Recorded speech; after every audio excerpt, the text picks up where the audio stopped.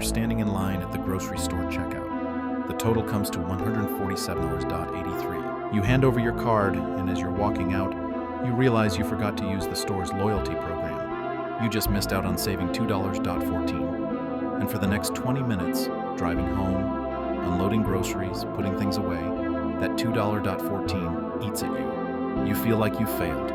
Meanwhile, sitting in your driveway is a car with a $680 monthly payment that you honestly can't afford.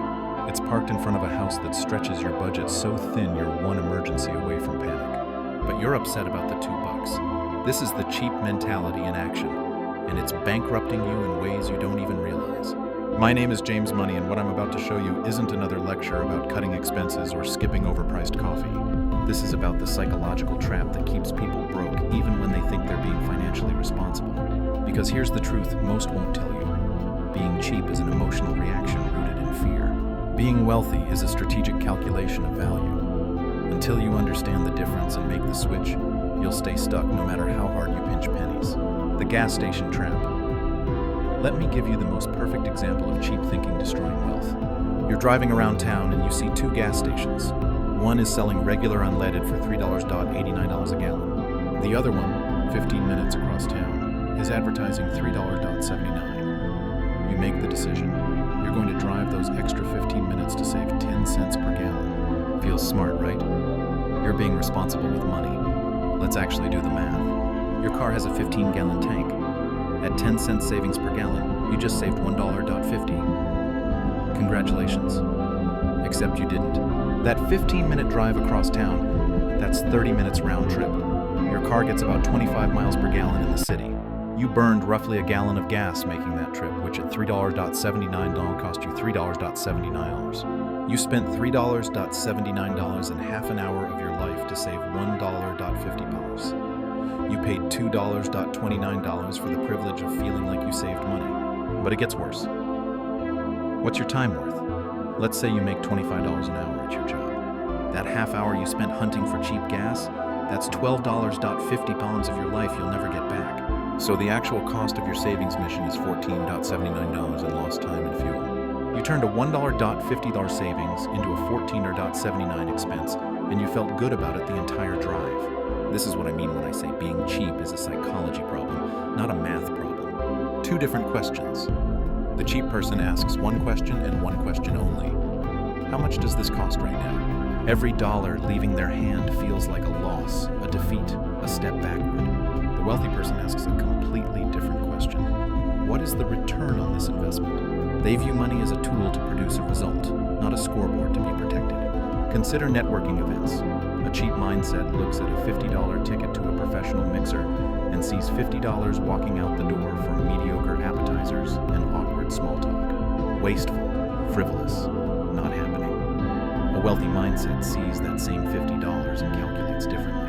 If I meet one person at this event who knows about a job opening, or one potential client, or one mentor who gives me advice that changes my career trajectory, that $50 could return $50,000. The ROI isn't the finger food, it's the access. And here's what makes this shift possible: security. When you have an actual emergency fund, when you have even 3 months of expenses saved, your brain stops operating from a place of fear. You stop seeing every purchase as a potential financial death sentence. That mental safety net is what allows you to stop acting cheap and start acting strategic. The coffee obsession. Now let's talk about the obsession that's infected the entire personal finance world: the coffee. How many times have you heard that cutting out your daily latte is the secret to wealth?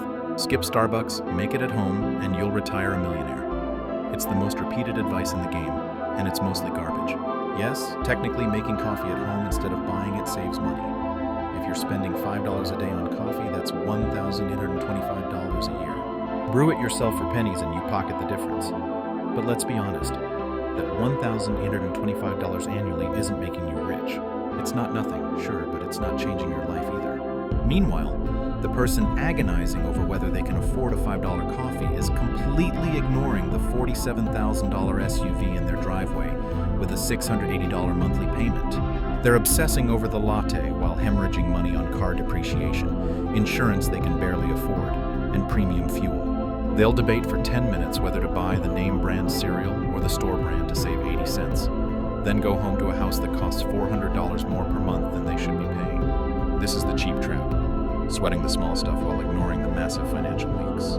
You're bailing water out of the boat with a teaspoon while there's a gaping hole in the hull. Decision fatigue. And there's another cost nobody talks about. Decision fatigue. Every single time you stand in a store aisle calculating per ounce pricing on pasta sauce, every time you drive across town comparing gas prices, every time you agonize over whether the generic trash bags are good enough, you are burning mental energy. Your brain has limited bandwidth. It's got a finite amount of RAM available each day for decisions.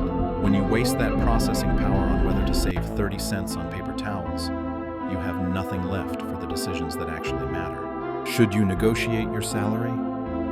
Your brain's too tired. Should you start that side business?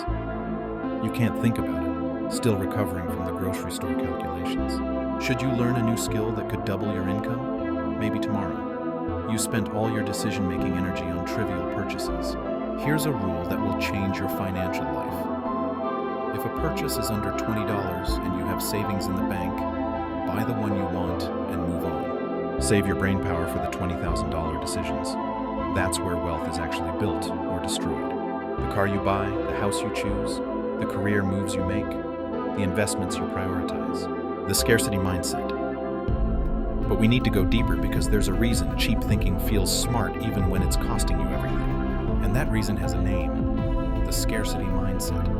This is the invisible prison that keeps people cheap even when it's costing them a fortune. Scarcity mindset is the deep-seated belief that there will never be enough. Not enough money, not enough opportunities, not enough time. When you operate from scarcity, every dollar spent feels like a permanent loss. You're not buying a pair of shoes. You're losing $80 forever. You're not investing in a skill. You're throwing away money you might need for an emergency. This fear-based thinking creates a self-fulfilling prophecy. Look, I get it. Maybe you grew up watching your parents fight over money. Maybe you graduated into a recession. Your brain learned to hoard resources to survive. That behavior kept you safe back then, but it's keeping you stuck now. You're so terrified of running out of money that you make decisions that guarantee you'll stay broke. You refuse to spend $1,000 on a professional certification that could increase your salary by $15,000 a year, because what if something bad happens and you need that $1,000? Meanwhile, someone with an abundance mindset sees that same $1,000 as seed money. They plant it knowing it'll grow into something bigger. They're not reckless, they're strategic. They understand that calculated risk beats guaranteed stagnation every single time. The language you use reveals which mindset you're operating from. Cheap people say, "I can't afford that." It's a declaration of powerlessness. You're a victim of circumstances. Wealthy people say, "I'm choosing not to spend on that right now because I'm prioritizing something else." Same decision, completely different psychology. One is scarcity, one is empowerment. Words matter because they shape how you see yourself.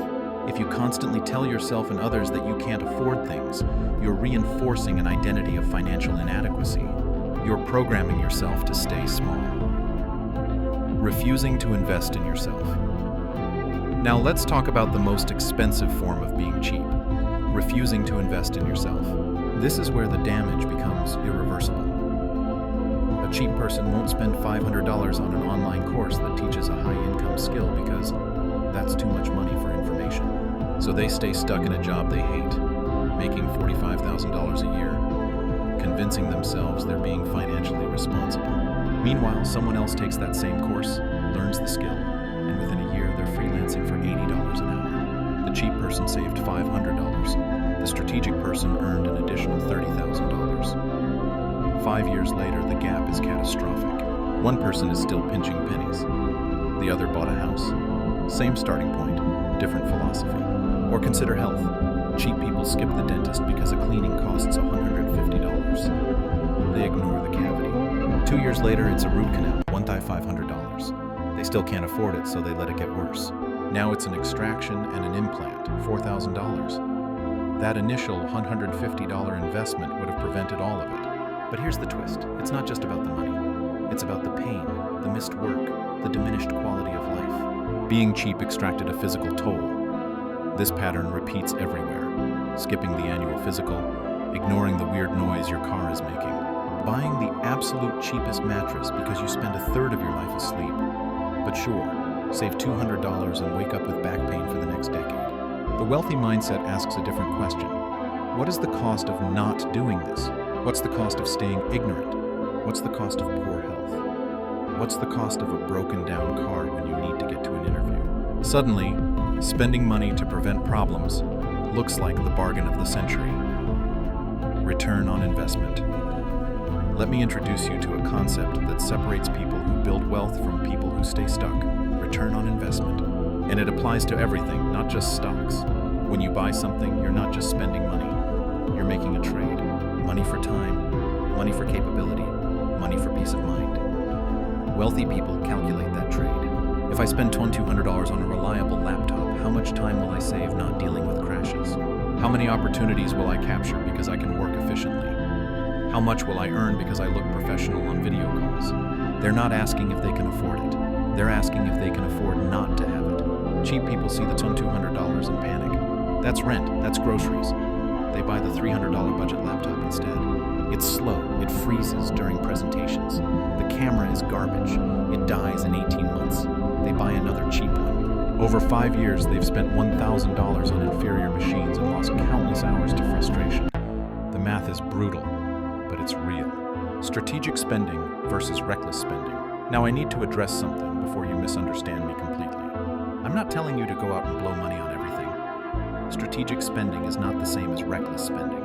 The goal isn't to become financially irresponsible. The goal is to stop being penny wise and pound foolish. You still need a budget. You still need to live below your means. But within that framework, you make decisions based on value, not just price. You ask, will this purchase make my life materially better? Will it save me time I can use to earn more? Will it prevent a bigger expense down the road? If the answer is yes, and you have the money available, the wealthy choice is to spend it. Because here's what nobody tells you about wealth building. You cannot shrink your way to wealth. Cutting expenses has a ceiling. You can only reduce your spending so much before you're living in a cardboard box eating ramen. But income?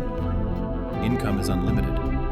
The real game isn't about spending less on coffee. It's about building the machine that generates more money. And that requires a completely different operating system in your brain. The 3-question framework. Let me give you a framework that changed how I think about every dollar. It's simple. Every time you're about to make a purchase, ask yourself 3 questions. 1. Will this purchase save me time? 2. Will it increase my earning capacity? 3. Will it prevent a larger expense later? If the answer to any of those questions is yes, and you have the money available, that's not an expense. That's an investment disguised as spending. A $500 online course that teaches you a skill worth $50,000 more per year? That's not expensive. That's the bargain of the decade.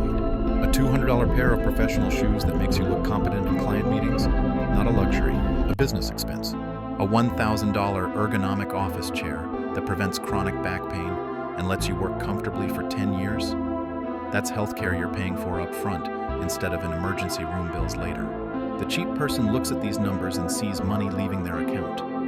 The wealthy person sees leverage, efficiency, and compounding returns. It's the same transaction, but the mental framework is completely different. One perspective keeps you broke, the other builds wealth. The social cost of being cheap. Now I need to address the social cost of being cheap, because this is where things get really uncomfortable. Your relationships have economic value. Not in a manipulative way, but in a practical sense.